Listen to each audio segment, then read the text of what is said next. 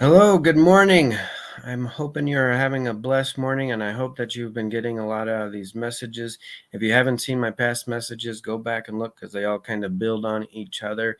And today we're going to deal with a deep, hard subject, which is God an angry God? See, when we're looking at the beginning of wisdom is the fear of the Lord. If God is an angry God, then we are going to be afraid of him. But then how do you have relationship with a God that is angry and hurtful and can do bad things to you? So we really have to reconcile this because we see the Old Testament and God is doing all this punishing and death and destruction and doing these bad things to people. And then we have the New Testament, and Jesus says that God is a loving Father who cares about us and loves us. And how do we reconcile that? Because in James 1:17, it doesn't even says he doesn't even change enough to cast a shadow. So if it's the same God of the Old Testament as the same God of the New Testament, then where is the disconnect? What happened? And see, the thing is, in the Old Testament, God had to do everything externally. And sin was in the world causing death and destruction, and it was like a cancer. So God had to deal with it like we deal with cancer in a human body physically. We have to go in and cut it out. We have to, and in the process of cutting things out, you get live, good tissue. So God had to do things in a way that was like cutting out the cancer to save humanity.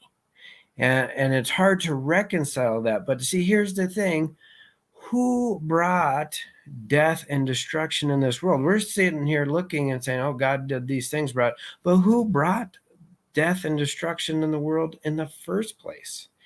It was man. Man sinned, and the world was cursed because of man's decisions. Because of man's decisions, not God's decisions. God didn't do that. So we look at Noah's flood. We look at all the people in the Old Testament that were killed by God and the children of Israel, and the ground opens up and swallows these people. And we say, well, look, God did these mean things.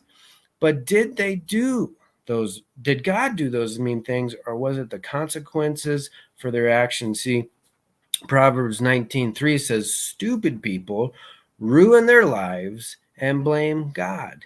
See, did God punish the people in Noah's floods, or was the sin so immense? Was the sin so great? Pain, suffering, death, and destruction was so great that the world cried out. I mean, the evil, we have dominion over this world. So we are in control of whether life and death happen in this world. And so if the entire world is evil and doing evil things, what is the earth going to do because of that? And we could say that God created it, but God brought open the things, and to some degree he did, but at the same time, was it because God punishing people, or was it because of the consequences of man's sin in the world? And that's really what we have to ask ourselves. We can look at all the pain and suffering in this world. We can look at where just evil is happening, and we can blame God for that. But who's really responsible? Is God responsible for the pain and suffering? When I go hurt somebody, is it God's fault that I hurt somebody?